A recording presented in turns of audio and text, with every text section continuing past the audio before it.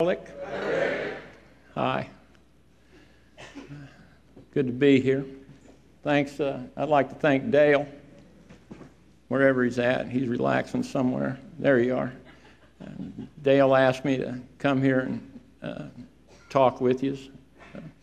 I'm tickled about that. It's quite a venue. I mean, really, quite a lineup of speakers.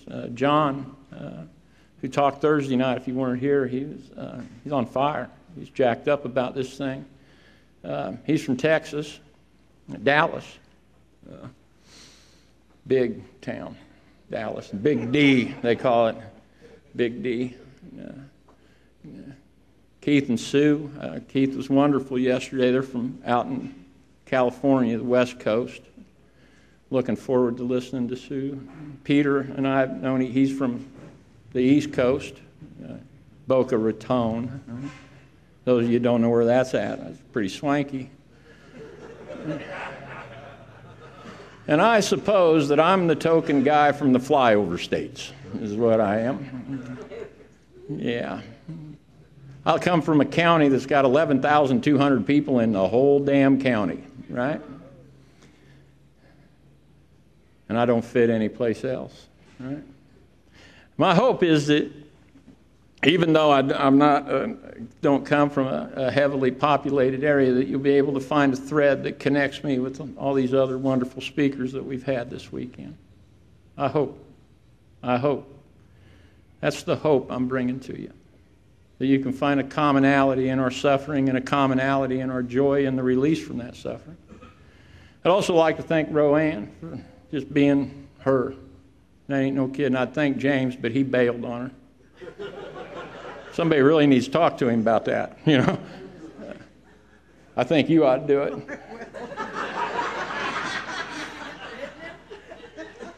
I think you should exercise a little finger wagging in there, too. Now, they've been great. This has been a great time. I'd tell you a joke, but I only got 3, and I'm getting tired of telling them. So we're just going to have to kind of wing it with some stuff. It's good to see you folks. You know, I don't like to tell my story, right? Because for one thing, I'm almost 54 years old, and how do you pack 54 years into an hour? You know, you can't really do that. I don't know how the hell Keith did it, right? That was kind of a joke. It's okay to laugh. I don't think that telling my story is all that important. I truly don't. It's quite boring, actually, right? I drank, right?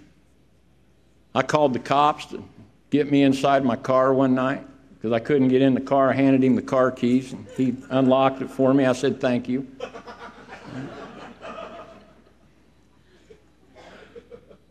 Woke up one morning, well, 2 mornings actually, 2 different times I woke up with vomit all over my chest and my belly where I evidently had retched up during the night while I was sleeping on my back and threw up.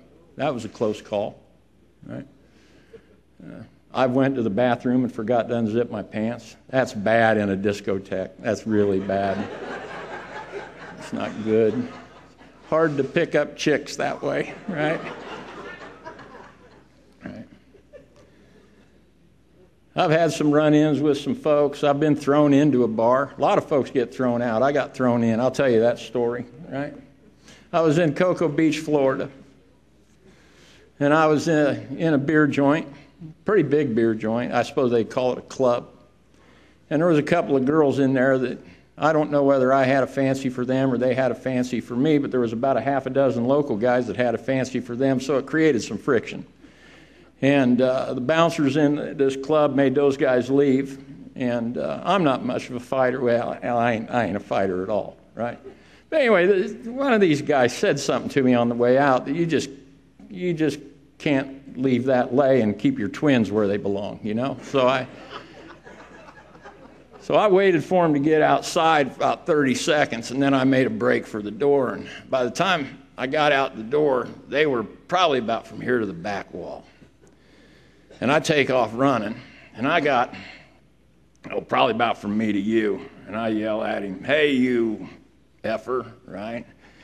And he turned around, and man, I unloaded on him with the left. And if I'd have hit the sumbitch, I'd have knocked him in the next Tuesday, right? But I missed him by about that much. It's bad. I should have had a fight or two before that night, really. And he got me by the throat, had me up against the car, and I thought, now I got you right where I want you, right? He used to wrestle, so I was able to work my way out of that position and got in an advantageous spot where I was going to be able to drill him with a left jab. I had my thumb up underneath his chin, and I was getting ready to cork him. And I jabbed, and my hand stopped about that far from his face, and then I started hearing voices, and I started levitating. I was certain that I had angels carrying me around, right? And what I had was a couple of extremely large bouncers calling me stupid and telling me that these guys are going to kill you. I remember there was 5 or 6 of them. And they took me inside of the front porch, which a front porch in a bar isn't unusual in Florida because it rains a lot. In a big club where people would wait in line to get in, they have front porches. So they took me in this front porch and set a chair in the corner and made me sit in the corner. Not very many people get to tell stories like that, right? And it goes on. I mean, there's stuff just goes on, right? And none of it has anything to do with describing my alcoholism. You see, I don't think my story's important. I think the message of Alcoholics Anonymous is what's important. I think our responsibility is to carry the message of Alcoholics Anonymous. My story discloses in a general way what I used to be like, what happened, what I like now. Generally, I was a mess. What happened? I experienced the presence of God within me. What I'm like now, I'm a fairly normal person. I'm a fairly normal person. But I had to find out what was wrong with me in order for that to happen. You see, and I hear people tell our stories, and we talk about the events that went on in our life, right? Without an explanation behind them, and all that comes off looking like is drama. And the only thing that drama is really good for is to separate me from you, because mine never looks exactly like yours. Never does. And so I'm a little different.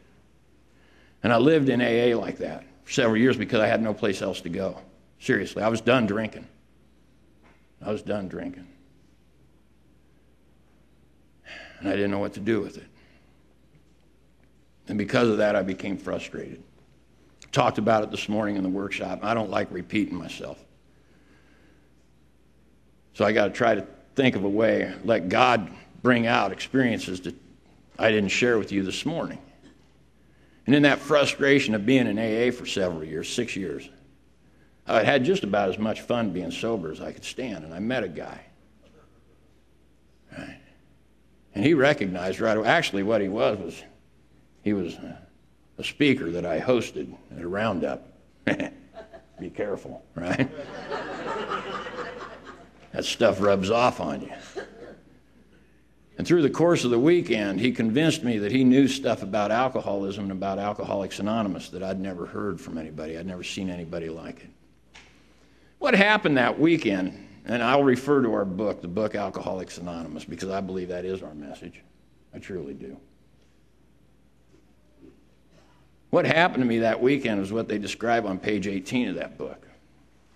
And on page 18 of that book, they talk about a guy who has this illness, and they believe that it's an illness, and it affects us in a way that no other illness does, right? If somebody has cancer, they say, everybody feels sorry for them, but not so with alcoholism. See, because with alcoholism, I just come off looking like a big jerk. Seriously. I don't mean to be, right? I'm not even a jerk all the time. But nobody ever knows when I'm going to be a jerk, right? And so folks kind of pull away from me, right?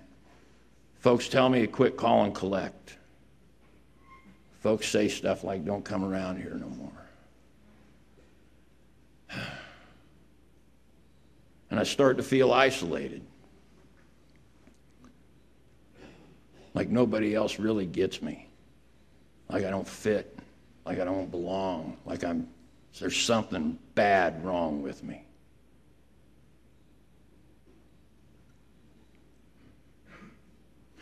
And then people tell you to come in here and visit with folks. So I started visiting with folks. And I found out that a bunch of guys around Muscatine never wore their girlfriend's underwear. I didn't do much for my self-esteem to find that out, right? I only did it once. It's not like I made a habit out of it, right? I was feeling particularly seductive one night. I don't remember if it had the desired result or not, but the point is that I felt disconnected and isolated from people. Even after I came into AA. And I went to psychiatrists and psychologists, and I never really told them the whole truth either. And there's no way I could tell my dad the whole truth, or my mom the whole truth, or my wife the whole truth, or anybody. Not my best friend. I couldn't talk about my situation without reserve. But our book on page 18 in an italicized paragraph says, but the ex-problem drinker who has found this solution and who's properly armed with facts about himself can generally win the entire confidence of another alcoholic in a few hours. And until such an understanding is reached, little or nothing can be accomplished. But the man who's making the approach has had the same difficulty. Right? His whole deportment shouts at the new guy, that was me, that this is a guy that's got a real answer. He didn't talk to me about God boxes. He didn't talk to me about 90 meetings in 90 days. He didn't talk to me about silly stuff.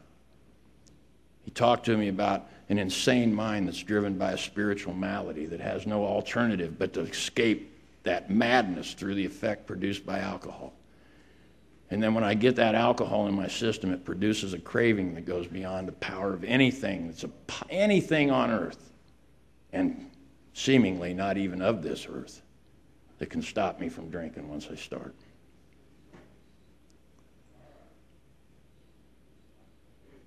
And I meet this guy, and I'm thinking, he knows something, right? And I ask him, could you show me what you've done? And that's what I'm here to share with you tonight. I'm here to share with you what he showed me he had done and what I did in return.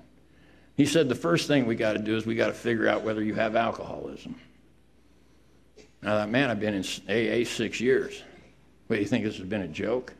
He said, it ain't been a joke, but it doesn't mean you got alcoholism. You see, I thought alcoholism was, I told him, he said, why do you think you have alcoholism? I said, man, I drank every single day for the last 4 years before I got sober. He said, that doesn't mean you're alcoholic.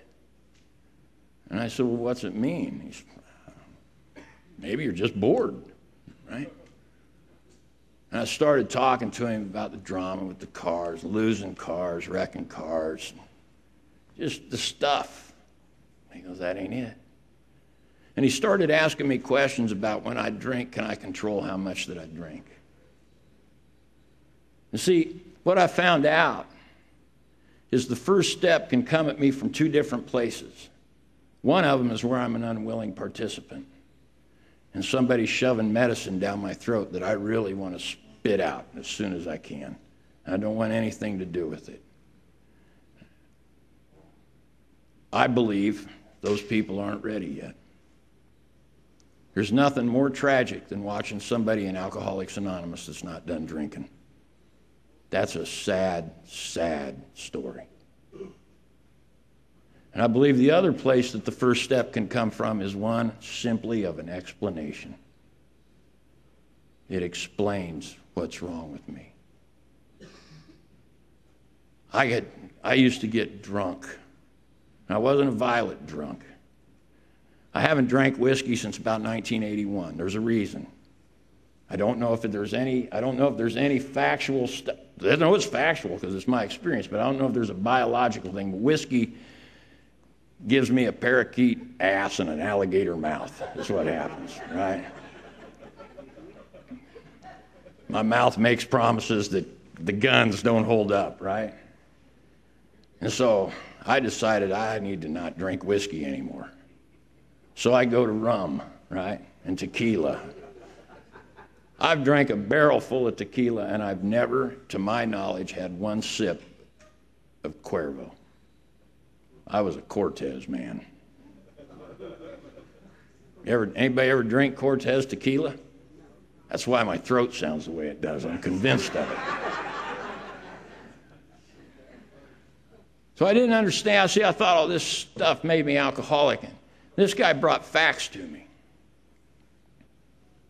And it explained things, that when I started to drink, it produced a craving that went beyond my mental control, so that whatever it was that I was going to do before I started to drink, I didn't make it. And it explained why I was so non-committal in everything. I could never commit to being anywhere, because I'd start drinking sometime in advance and I wouldn't make it. Happened all the time, nearly every day. I was not a terrible person, right? I was kind of fun sometimes. I was in one good rock and roll band, Ficus. You may have heard of it. No? Ficus. You know what a ficus is? Anybody? Bueller? Bueller?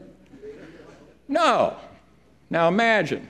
I want you to imagine 5 20, 22-year-old guys sitting around with a bunch of Budweiser and a little bit of herb. We need a name. And one guy says, we should be Ficus.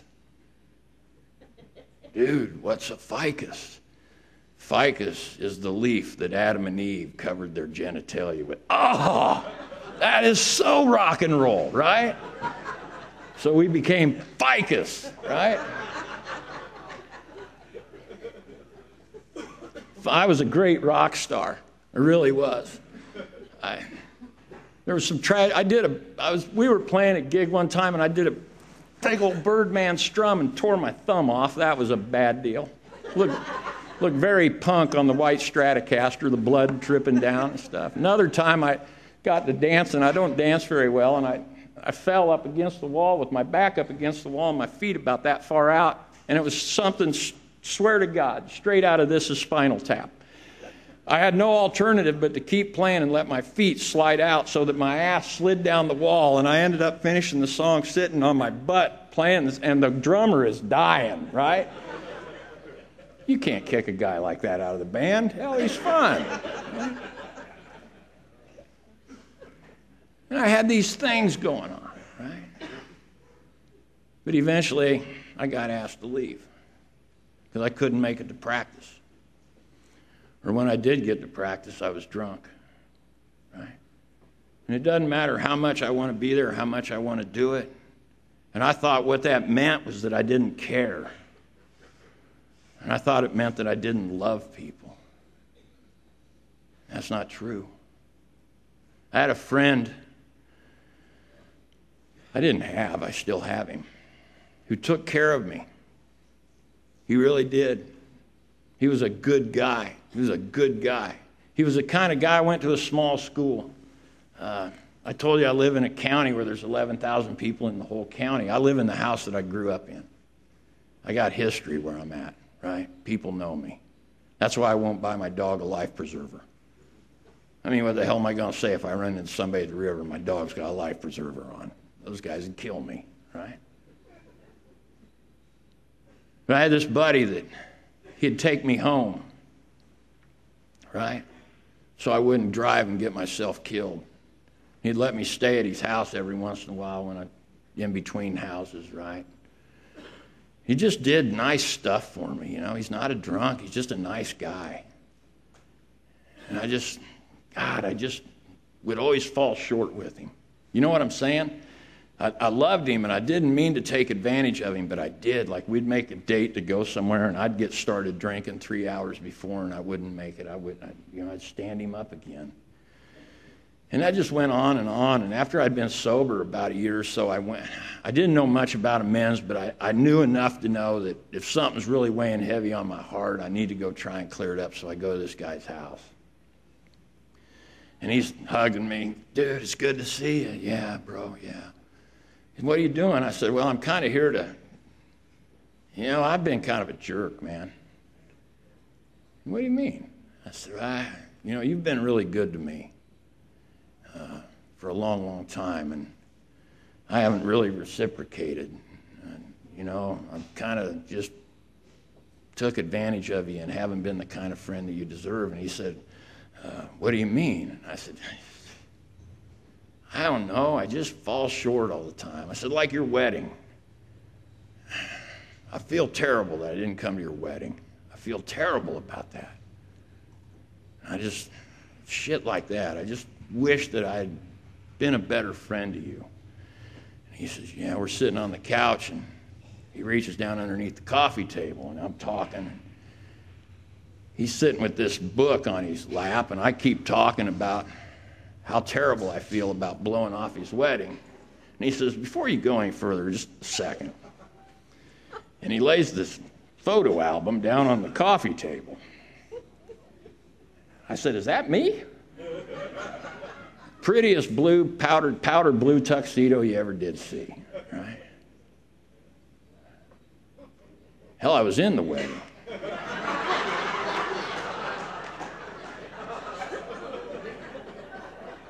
To this day, no recollection. No recollection at all. None at all. Lord knows what else I did in that state. And all I did was started drinking. And I couldn't control how much I drank. And that's what makes me alcoholic. I have an allergy to alcohol. It doesn't matter what my intent is of getting drunk, of drinking. Doesn't matter what my intent is. I'll get drunk. Has anybody in this room ever got drunk when they didn't want to? Yeah. And when this guy started to show me in the doctor's opinion about this allergy to alcohol, I went, holy shit, that makes sense. That's what happened to me when I went on those 2 dates in Florida with those girls that I didn't want to get drunk. Once I wanted to have a couple of rum and cokes with supper, and I ended up, I got so drunk that she drove me home. And a couple of weeks later, I went out with another girl, and all I was going to do was drink 2 glasses of wine with supper. And I ended up blacking out that night. And that stumped me because I didn't have any intent of getting drunk. It really bothered me. And would you believe that for 6 years in AA, I never heard anybody talk about an allergy to alcohol that explained those experiences to me? So in that case, I can't use alcohol in any form at all. No NyQuil for me. I get a sore throat. I just got to tough it out. You got to see me when I get sick. I get these things called man colds. Huh. Childbirth ain't nothing.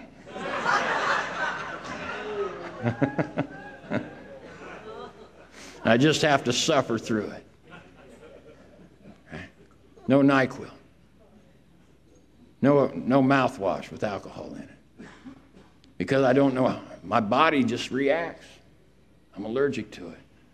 And that explains some things. And then we started looking about when I'm in between drinks, what happens and why can't I stay stopped? When I know that I'm dying, It's killing me.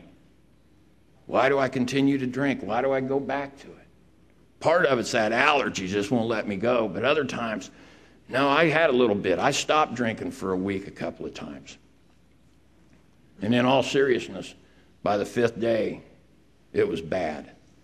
I was talking with a guy a couple of weeks ago. He says that coming out of the treatment community, there's a new saying that's going on that says there's 10,000 reasons to get sober. And I thought, well, that's a neat thing for us to say. And I listened to him say it about 4 times, and I said, and there's only one reason to get drunk. And he said, what's that? And I said, because being sober sucks. Unless I'm done drinking. Right? And even if I'm done drinking and sober still sucks, now I have the alternative of blowing my head off or drinking. And I have no control over my mental capacity. I'm in such a perilous state that I come into rooms like this and I hear people talking about choosing not to drink. And for a long time, I actually believed that I had a choice whether I drank or not. That was a good buffer to keep me away from seeking the power of God because I didn't think it was necessary, because I had issues with God. Right? And so I continued to live just being driven by my mind. The insanity of alcoholism didn't leave when I quit drinking. As a matter of fact, that's when the insanity of alcoholism actually kicks in.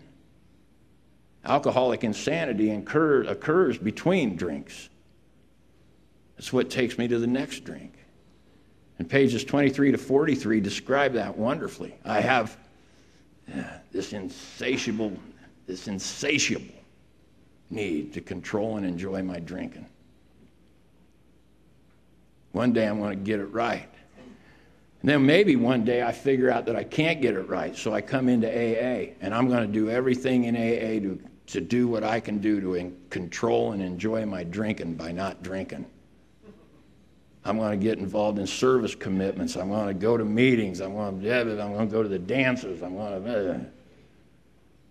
But that's still all on my terms. This utter inability to leave it alone, no matter how great the necessity or the wish. And as I started to look at that description of the mental part of the first step, I started to see that I have that terribly. I'm a huge control freak. I simply cannot leave it alone. And I'm starting to feel very bad about myself at 6 years sober. I'd stolen money from our AA group. I did all kinds of things. I believe that part of the message that we're here to carry is some of you in here have done unspeakable things. Stone cold sober in Alcoholics Anonymous. And I have to tell you that my experience with the power of God is mercy is great and mercy is real. And it ain't worth dying over. There's things that we can do to get that monkey off our back. That's part of the message I believe I'm here to carry. And so I see that this insanity manifests itself in a variety of ways throughout my life, sexually, financially, even with degrees of honesty. And I don't understand why I'm doing this. And this guy did a great favor. He explained to me that the first step is actually made up of 3 parts. The being powerless over alcohol.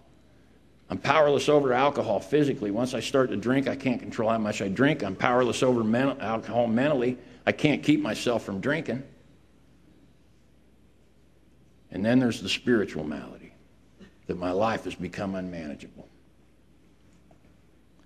And they talk about this spiritual malady. On page 52, they talk about it in detail. For those of you that weren't here this morning and aren't familiar with the paragraph, it's a paragraph that says, we were having trouble with personal relationships.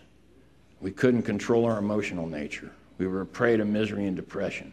We had a feeling of uselessness. We couldn't make a living. We were full of fear. We were unhappy. We couldn't seem to be of real help to other people. And this guy asked me, is this stuff going on with you right now? And I said, don't that go on with everybody? And he said, no, man.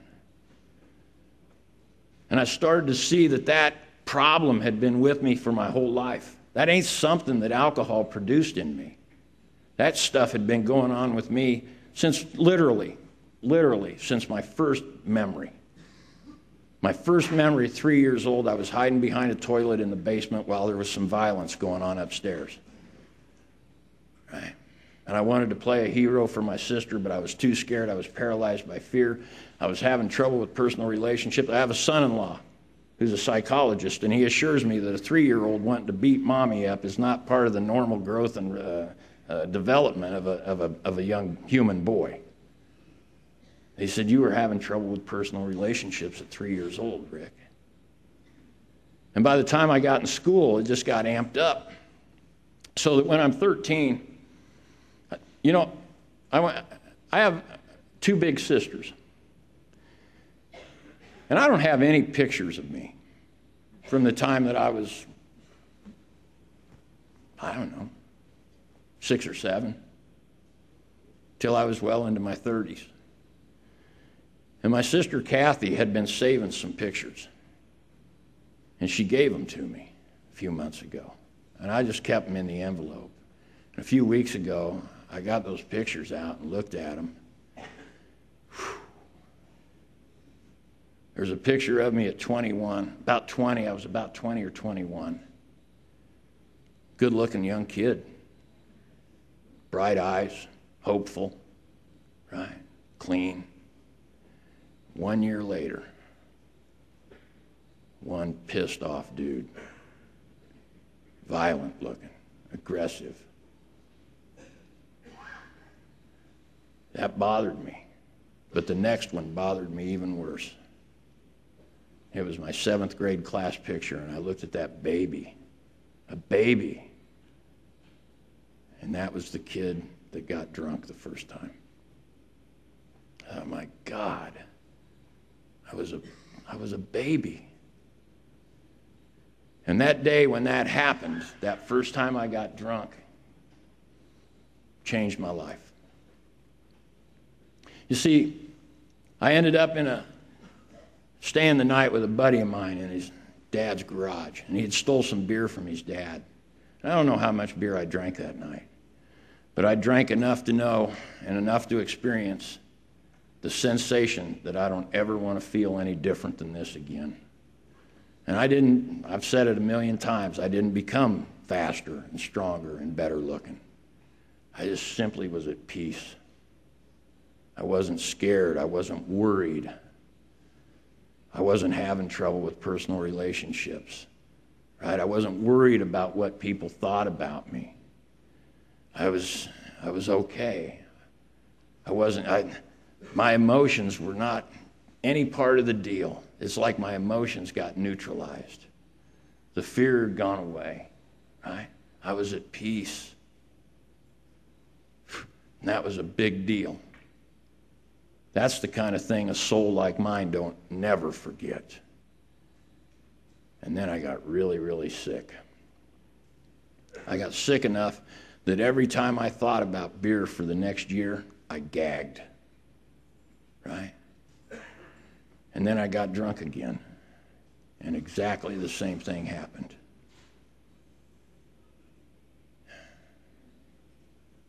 And then I got drunk again. And exactly the same thing happened again. And that started a 13-year love affair. Love-hate relationship with alcohol. Without the effect produced by alcohol, I may have very well become a teen suicide. Life was that difficult for me. But the relief that alcohol gave me, the sensation of freedom that came from it was so strong and so powerful that it altered my life. And I started to see that this is why I made all those poor decisions. It's because the spiritual malady needed that. I got a sickened spirit and I need that relief. And if you take alcohol away from me and I'm in Alcoholics Anonymous, I'm still going to make some really stupid decisions that seem like really good ideas at the time because I have no viable alternative. At times, I seemingly don't have a choice. One of the greatest lines in our book, at certain times, we have no effective mental defense against the first drink. At certain times. And I don't know what that's going to look like.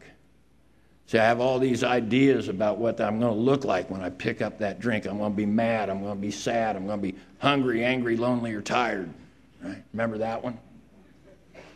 I had to look at that one time. Let me see, hungry. Have I ever drank on a full stomach? Yeah. Have I ever drank when I was happy? Yeah. Have I ever drank when I was surrounded by people? Yeah. I ever drank when I woke up after a full night's sleep? Yeah. Well, hungry, angry, lonely, and tired ain't got shit to do with me, right? Seriously. I drink. Mostly in days ending in Y. But I drink. And the reason that I drink is because I'm driven by a spiritual malady. That's incredibly important information for us to have, and it's even more important if our experience matches that. Because what I found out through that information and through that experience was, you know what? I don't have to be a booze fighter anymore. I don't have to fight alcohol ever again. Never, ever again. Because what I suffer from is untreated alcoholism. Drinking is a symptom of alcoholism. And if I get the alcoholism treated, the symptoms go away. We heard John and Peter. These guys got bigger cojones than I do. That's not true. I didn't mean that in a literal sense. There ain't nothing wrong with me. I'll tell you that right now. Tell you a funny story. No, I won't. That one's inappropriate. But anyway. No. You ain't going to talk. I've done really good today. We're not going to do it. These guys introduce themselves as recovered alcoholics. I don't do that. Let me tell you why. because I get in enough trouble on accident, let alone leading in on purpose. Do I believe I'm recovered? Damn straight. Let me explain that to you. I'm going to try to put it in terms that you folks will understand. I went through a process that's detailed in this book, and it's detailed. It's not in a general way. It's detailed, precise. Precisely, they show us what they have done. It's a precision process. 8 years ago, they cut this shoulder off. Right? I'm a boy, right? I'm a 54-year-old man almost, but I'm still a boy. I jump out of pickup trucks, I climb trees, I swing on stuff when I shouldn't at work, and I've tore up my body. And 8 years ago, they had to cut my shoulder off, and that's a little dramatic, but it was a pretty extensive shoulder surgery. And I went and seen the doctor about a week after the surgery, 2 weeks maybe. And this is a guy at the University of Iowa Hospital, or excuse me, a Steinler Clinic at Iowa City, and they say is the foremost shoulder surgeon in the country. Works on a lot of pitchers, quarterbacks, stuff like that, and dredge operators, right? And I go see him, and I mean, I'm just like this. And on his table, he had a manual. And he says to me, "You're going to start on physical therapy tomorrow. I want you to take this manual and I want you to give it to the therapist." Okay. It was a manual this guy had written. I get home, I'm nosy, right? Don't ever leave me alone in your house. I'm just saying. I'll try not to, but pretty soon I'll start sliding drawers open just a little bit, right? And once that starts to happen, it's Katie, bar the door, right? So the best just to not leave me there or make sure that I'm prayed up, right? That's not true. I'm safe. I truly am. But at any rate, there's this manual there. And I get home and I start flipping through the manual. A lot of it's in doctor's talk, but I figure out enough of it that what he's done is he's set step-by-step procedures down. And as soon as one procedure's done, it's time to go to the next one. And until there's a desired result at one procedure, you don't go to the next procedure. The first procedure was simply me leaning on a table and swinging my arm in a 6-inch diameter circle. Sounds easy, don't it? It wasn't easy for about a week. And he did this step by step, right? And he had time frames that he thought that the patient should be at a certain time frame. They should be at this place. And his by 10 months, now understand this doctor had performed surgeries on quarterbacks and pitchers. I had an injury, the root of my injury was called a slap lesion. And it said at 10 months, the patient should be able to throw at full velocity. Okay. Now, I hadn't been able to throw without pain since I was about 14 years old. Right? I'd hurt my shoulder playing football when I was a freshman. When I woke up in that bed after that surgery, the doctor, this is how it works in Iowa, the doctor's standing beside me in a Carhartt jacket, right? And he says, "Look, I'm getting ready to go on a cruise. My wife's in the car out there. I just got something to say to you. I'm going to see you in 10 days, right? Don't do anything stupid. I've never had to go back into a shoulder that I've repaired. I've never had to do it because of a mistake that I've made. And if I have to go in because of a mistake I made, I'm going to be very disappointed. If I have to go back in because of a mistake you make, I'm going to be pissed." I said, "You got it, Chief, right? I'll do exactly what you say." Sound familiar?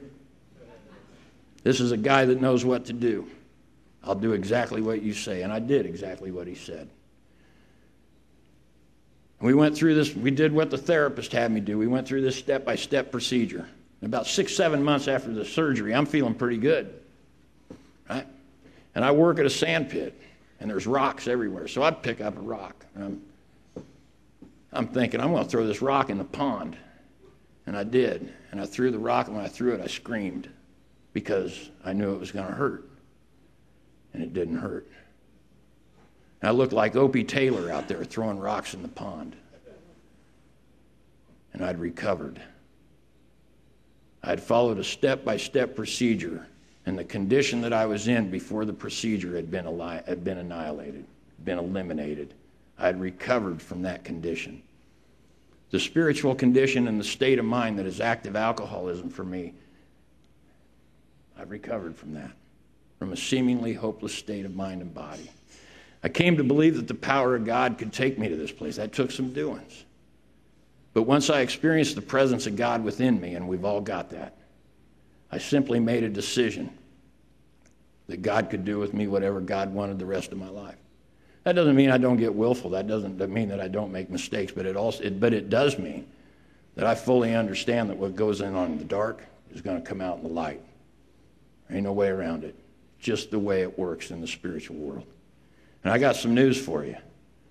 Spiritual world ain't for wimps. Peter talked this morning about it being a lonely path, and he's right. And it ain't for wimps. This ain't for people that... There's no way I would have done what I've done in AA based on virtue, just to become a good guy. I did it so that I didn't die. I got well enough I didn't want to die anymore. And so I take this third step, and this guy says to me, so are you ready to utterly abandon yourself to God? And I said, I don't know what that means. I don't know how you do that. And he said, steps 4 through 9 are steps, they're actions that are directly contrary to the will of the alcoholic and directly in line with the will of God. Are you willing to take those steps? I said, you bet. And that's a long ways away from what an order. I can't go through with it. See, the first step had been an explanation to me. I found out what was wrong with me.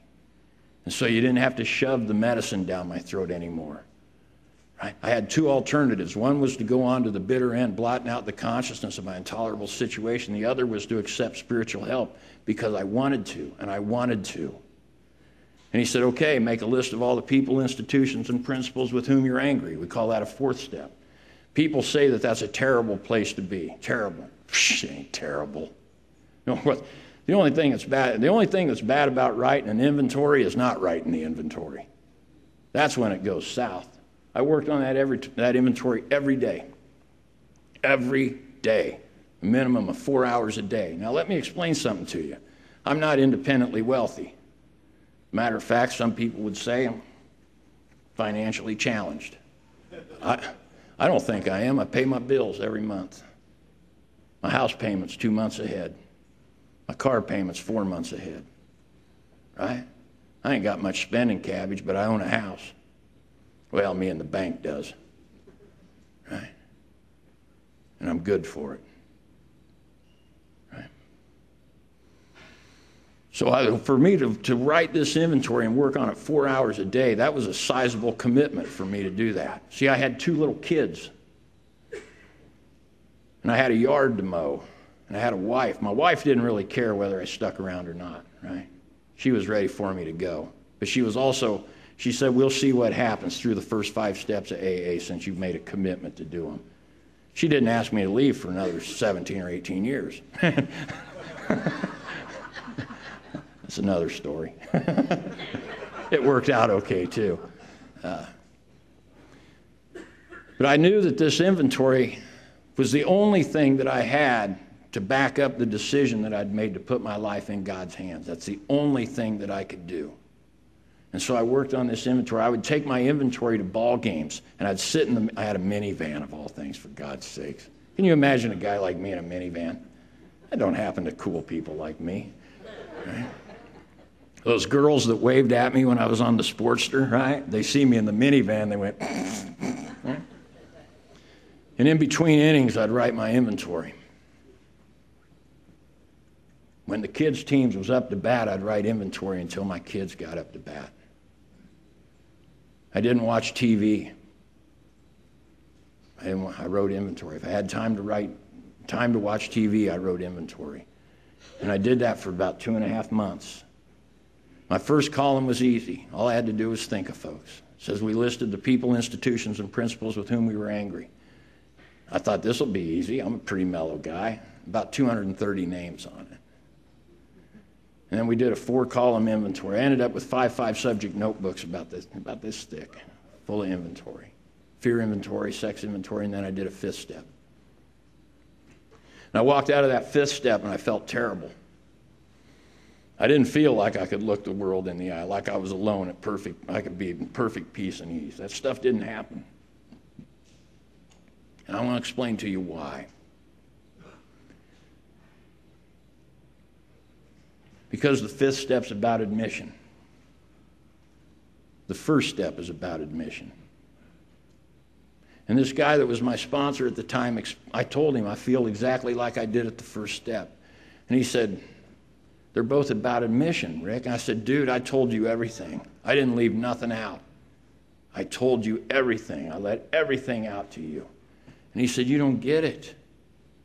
He said, do they have movie theaters where you live? And I said, yeah. And he said, when you go to the movie theater, do you give them money and they give you a ticket? And I said, yeah. And he said, does the ticket say admit one? And I said, yeah.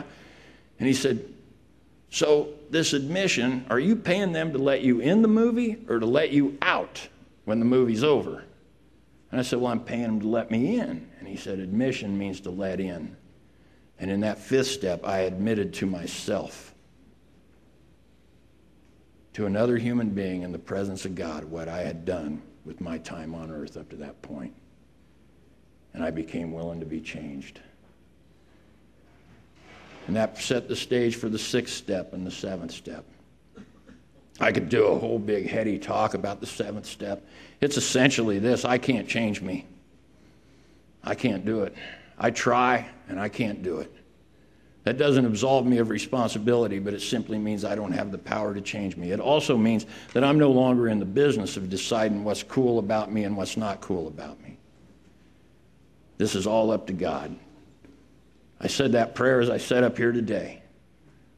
Remove from me every single defect of character that stands in the way of my usefulness to you and to these folks. Grant me strength as I go out from here to do your work, your bidding. See, it's got to be all of me, the good and the bad, because I don't know the difference between the two. I'm vulgar. I'm vulgar. I cuss way too much. Might be the environment I come from. It might be my age. It might be defiance. I don't know.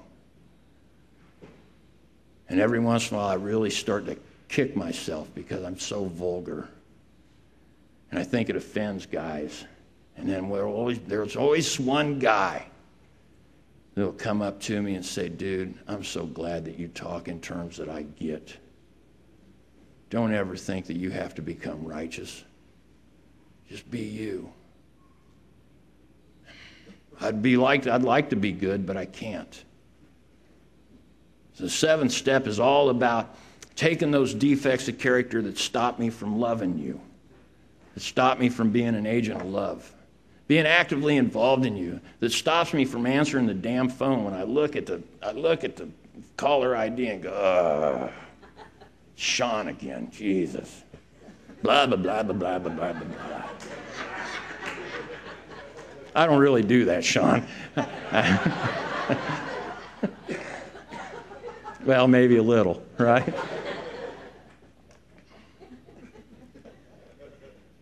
Right. Take away what stands in the way of me being able to be an agent of God, to act on God's behalf, to do God's work here on earth, right? And as a result of that stuff, I become willing to be changed. And that's what amends are. I'm sorry, but I think there's a big difference between amends and apologies. I think there's a big difference. And I think amend means to change. And the change that happens as a result of that willingness, again at the seventh step, comes to bear when I start making phone calls and knocking on doors. And like Keith said, start paying back the money. One of the most powerful examples that I have of amends in my life is with my dad. Right? In the spring of 1986, my mom and dad came to Orlando, Florida, where I was living. And they came to spend 2 weeks in Central Florida with me. Dad was retired, or getting ready to retire. He had a lot of vacation. And they're going to come spend 2 weeks in sunny Central Florida with me. They're going to stay in a hotel and we're going to run around, right? And this is what alcoholism did with me, right? They showed up on a Friday. Friday night we went to Pizza Hut and I got drunk at Pizza Hut. Saturday morning, they showed up at my house, and they said, we're going to go to SeaWorld. And I got drunk at SeaWorld, blacked out at SeaWorld. Sunday morning, they showed up at my house and said, we're going to go to Cape Kennedy. I found out later the thinking was they can't possibly sell alcohol at Cape Kennedy. And it's Sunday morning about 9 o'clock, and I'm jittery. And I see this Budweiser sign. And I walked over and knocked on the window of this concession stand, and the guy opened it, and I said, is that sign for real? And he said, yeah. And I said, when do you open? And he said, right about now. And I said, give me 2 of the biggest Budweisers you got. And I'll never forget the look on my dad's face. I passed out in the IMAX theater at Cape Kennedy. My mom and dad took me home. Dad helped carry me into my apartment. Left. 30 minutes later, they were back. And for the first time in my life, I saw my dad weep.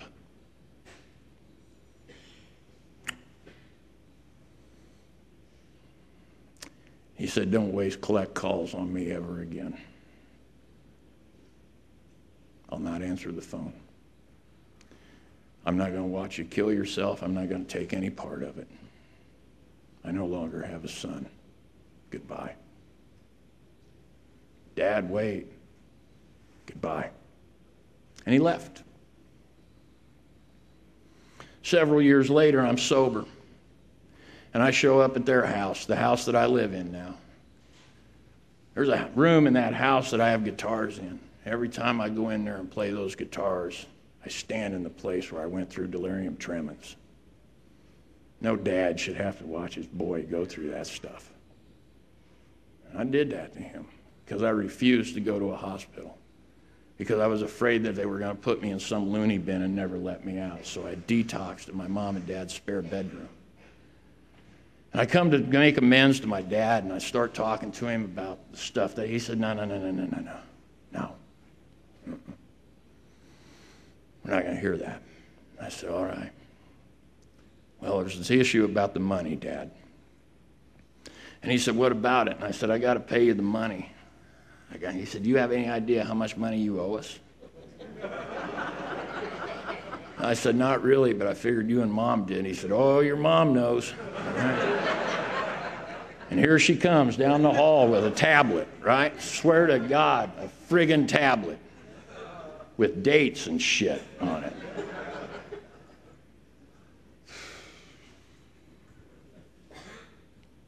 I said, all right. He said, well, what do you mean, all right? How you going to do this? He said, I know how much you make. You got 2 little kids. You can't afford to pay me this. I said, how about $20 a week? He said, how about that? I've said it 1,000 times before. We had rode that horse plenty of times. It's kind of like Wimpy. For a cheeseburger today, I'll gladly repay you next Tuesday. Right? For some car license, car tags today, I'll pay you back next week. And then they wouldn't see me for 3 months. Dad said, how about that? And I said, I'll bring you $20 every week. And he said, okay. It's a small story. It's a small story. $20 a week.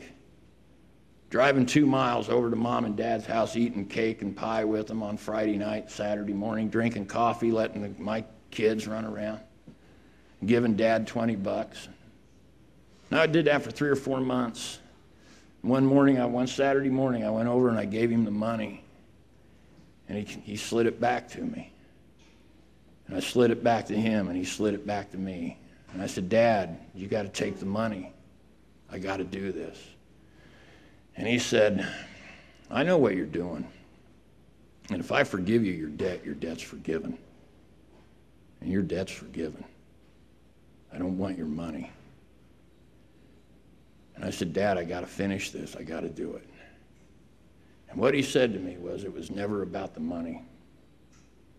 I just wanted to see if your word was any good. He was a man that grew up without a dad. His dad got killed when he was 12 years old. My grandpa was a switchman on the railroad. He slipped on the ice on January 15th of 1940, drunk at work, and broke his neck on a rail. and left my grandma with 8 kids. My dad was 12 years old and became the man of the family. His friggin' word was good. And see, he raised a boy that his word was no good. And what you folks did, and the power of God did, was allow him to have a son that he could be proud of. That's amends. That's being changed. Long ways from an apology. I continue to try and live cleaning up messes as they go. I pray and I meditate. I'm not real good at it. But I suppose if I thought I was, then I probably really wouldn't be. But the essence of this thing is all of that work that we do in those first 11 steps have one goal in mind. One end result.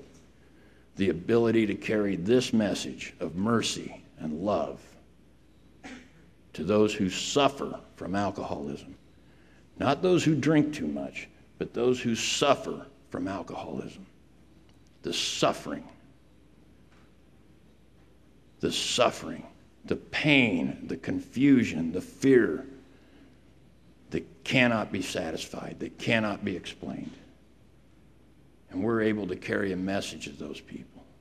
And that ability to do that has given my life, honest to God, a meaning and purpose that I would have never, ever dreamed. Several years ago, a guy told me, Rick, if you take this process, you'll have a life that makes sense to you. Really? I'm telling you, I got a life that makes sense to me. I don't make a lot of money. I don't need to. If I made a lot of money, hell, it probably wouldn't be good for me anyway, or I'd have to give all the shit away, right? I live in the house I grew up in.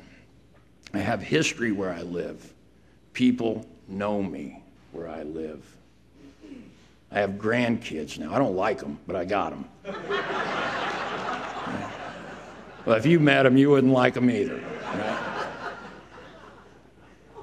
I raised 2 little kids, right? I actually got married because of them. Their mom called me up, said she just got out of treatment. Would I like to meet her at an AA meeting? I said, sure I would. I'm sober about a year. She's sober about 15 minutes.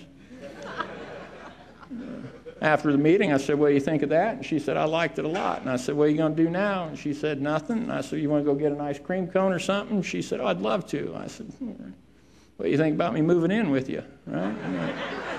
And we got married about 6 months later. One night we got in a fight, and she said, either marry me or move out. I'm tired of playing house. And I went to get my suitcase, right? Grocery bag. And I looked in this doorway of this bedroom, and there was these little eyes, a little blonde-haired girl.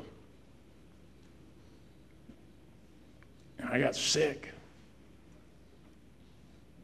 You know, their mom,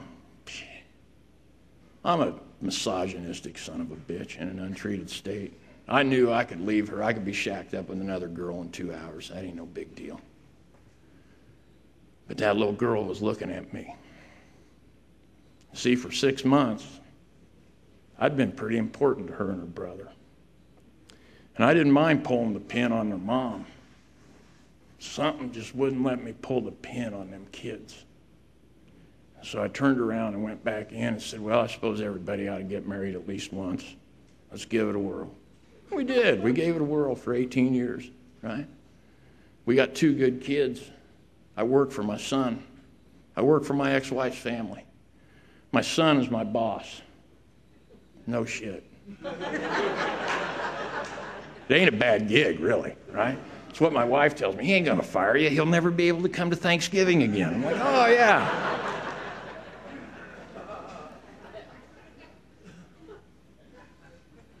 See, I made decisions that took me out of the climb of the corporate ladder.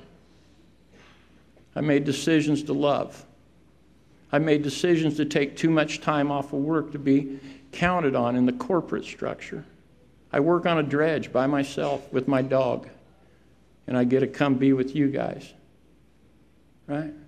For 3 and 4 day weekends, 8 or 10 or 12 times a year, right? I get to use my vacation time to do that. And then when I run out of vacation time, they say, Go on. My ex-wife's family loves Alcoholics Anonymous. Right? Those kids have kids, and they name kids after me. Right? This has been a great deal. Not drinking didn't change a thing with me. Didn't change a thing. The power of God and understanding what it was has changed everything. And because of that, what that guy said to me 20 years ago, if you do this, you'll have a life that makes sense. He was right. It makes sense to me. I live in a house that I grew up in because I couldn't stand to see somebody else live in it. It's the only new house my dad ever had. I'll tell you how nice a house it is. He bought it in 1972 for $11,000, brand new. Right? It's about the size of this table. I'm going to finish this story up.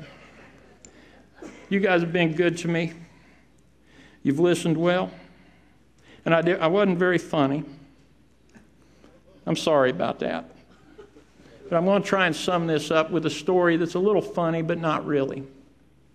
What we have here in Alcoholics Anonymous is a responsibility, a duty, I believe, to those families that are suffering from alcoholism. And I believe we have a responsibility to find out what's wrong with us and to show other folks what's wrong with them when they come to us.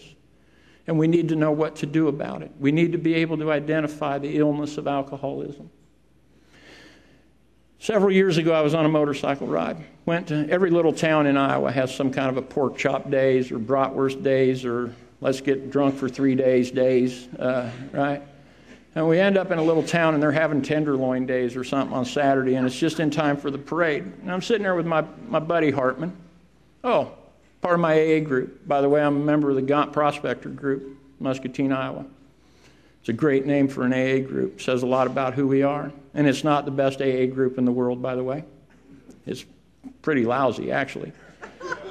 Anyway, my buddy Hartman's with me. My buddy Dog's with me. He's also a member of our group. And our wives are with us. And here comes the guy with some miniature ponies. I said, you know what? I'd like to have a miniature pony. Oh, Kirk Wilson and his wife was with us, too. They said, what would you do with a miniature pony? I said, well, I'd get me a little red cowboy hat and some red chaps, and I'd ride them in the parade like this and wave at little kids, throw candy to them. Everybody laughed, right? 10 months later, I had a birthday. About 10 o'clock in the morning, my birthday, my ex-wife calls me and says, hey, there's a horse in our backyard. I said, what do you mean there's a horse in the backyard? She said, there's a horse in our backyard. I said, why is there a horse in our backyard? She said, I don't know. And I said, well, did it wander in there? She said, oh, no, somebody put it here. I said, how can you tell? She said, well, because it's got a rope tied around its neck and a stake driven in the ground at the other end's driven to, a bale of hay, a bucket of water, and it's got a Hawaiian lei around its neck. And I said, well, who would do that? She said, I don't know, but I'd check with Dog and Hartman and Wilson and see what they got to say. So I call them up, and hey, you guys know anything about this horse in my backyard? No, I don't know nothing about no horse. So I called back and asked Ginger, are you sure it's a horse? She said, well, I'm not sure. It might be a donkey. Okay. So I call Hartman, do you know anything about a donkey? No, don't know. I called Dog. I don't know nothing about a donkey. And I say to Wilson, you know anything about a donkey? He said, donkey? I said, yeah, donkey. He said, I might know something about a donkey. I said, what am I supposed to do with it? He said, I don't know, but love him because he's really edgy. So I go home to this donkey. And now I got 3 Labradors and a St. Bernard, and they want to make friends with the donkey too, but the donkey not so much, right? He's kind of like me with that illness. I don't get other folks. I don't want to play well. I'm like me in that untreated state. Well, this donkey ain't eating or drinking. And I decide on Saturday morning that this donkey's going to eat or drink. He's got something wrong with him. So I try to feed him apples. They like apples, I guess. I don't know. So I try to give him apples, and he won't do it. By Sunday, he ain't eating or drinking. So I take him and I wrap that lead around a branch on a tree, and I start thinking I'm some kind of a donkey whisperer or something, right? I mean, I'm pretty good with drunks in AA. They're both jackasses. It can't be that much different, right? So I try to get this donkey to come to me and eat, and he won't do it. And the closer you get, the more his eyes just got huge, terrified, absolutely terrified. And it broke my soul. And Sunday night, I couldn't take it anymore. I went to work Monday, and there was a kid that worked with us that lived down the road, and he was a rodeo clown. And I was telling these guys about this donkey. And I said, I got to get rid of this son of a bitch. And he says, I'll take it. It's a miniature donkey, right? I said, you want it? And he said, yeah. I said, leave. Go now. Don't punch out. Go home. Get your trailer. Load the donkey up. Take the rest of the day off. Just get the damn thing out of my yard, right? So he goes home and he gets the donkey. And the next day he comes into work. And he walked up to me and he put his arm around me, patted me on the back. He said, it's a good thing you gave me that donkey. I said, why? And he said, Rick, you don't know about horses and stuff. But he said, that donkey was really sick. And if he had stayed with you one more day, he'd have died. We have a responsibility in Alcoholics Anonymous to know what we're dealing with and to help people to recover from it. Thank you.